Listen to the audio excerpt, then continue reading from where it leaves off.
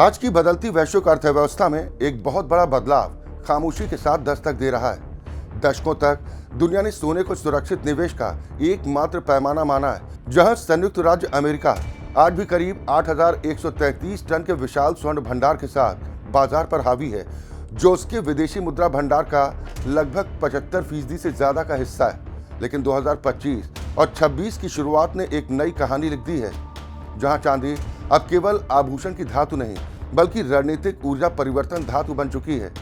दुनिया भर के केंद्रीय बैंक और निवेशक अब ये समझ रहे हैं कि भविष्य की तकनीकी और ऊर्जा सुरक्षा चांदी के बिना अधूरी है।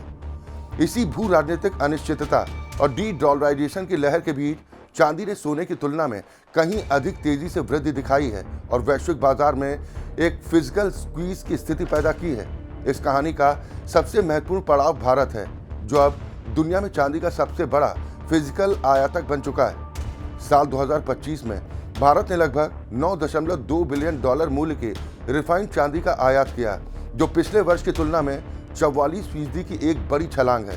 भारत में चांदी की इस प्यास के दो बड़े कारण हैं। पहला कारण है सोने की आसमान छूती कीमतें, जिन्होंने भारतीय घरों और छोटे निवेशकों को चांदी की ओर धकेल दिया है। दूसरा और अधिक महत्वपूर्ण कारण भारत का औद्योगिक विस्तार है, जहां सौर पैनल, इलेक्ट्रॉनिक्स और इलेक्ट्रिक वाहनों यानी ईवी के निर्माण में चांदी की खपत अभूतपूर्व तरीके से बढ़ी है।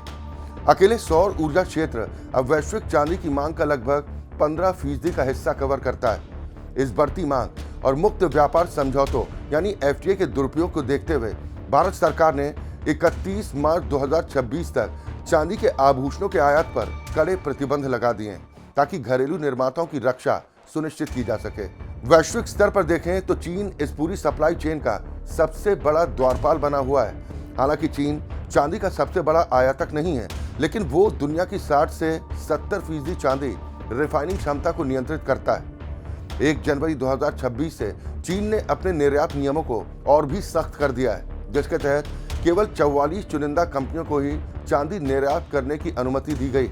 ये कदम चांदी को दुर्लभ मृदा धातुओं यानी रेयर अर्थ मेटल्स की श्रेणी में खड़ा कर देता है, जहां चीन अपनी रिफाइनिंग ताकत का इस्तेमाल वैश्विक बाजार को प्रभावित करने के लिए कर सकता है। इस बीच रूस ने एक ऐतिहासिक कदम उठाते हुए आधिकारिक तौर पर अपने सरकारी भंडार में चांदी को शामिल करने की पुष्टि की है। रूस के 2025-2027 के संघीय बजट में लगभग 535 मिलियन डॉलर की राशि केवल चांदी, सोना और अन्य कीमती धातुओं को जमा करने के लिए आवंटित की गई है। ये पूरी प्रक्रिया वास्तव में डॉलर के वर्चस्व को चुनौती देने की एक बड़ी रणनीति का हिस्सा है।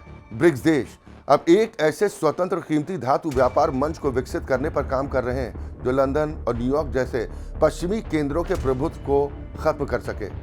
2026 की शुरुआत में चांदी की कीमतों ने $90 प्रति औंस के स्तर को छू लिया, जिसका मुख्य कारण पेपर मार्केट और फिजिकल मार्केट के बीच का बढ़ता अंतर था।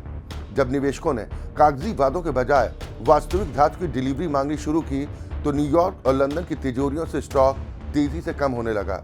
चांदी का ये संकट ये स्पष्ट करता है कि आने वाले समय में चांदी केवल एक वस्तु नहीं बल्कि राष्ट्रों के लिए ऊर्जा और आर्थिक सुरक्षा का एक अनिवार्य हिस्सा होगी।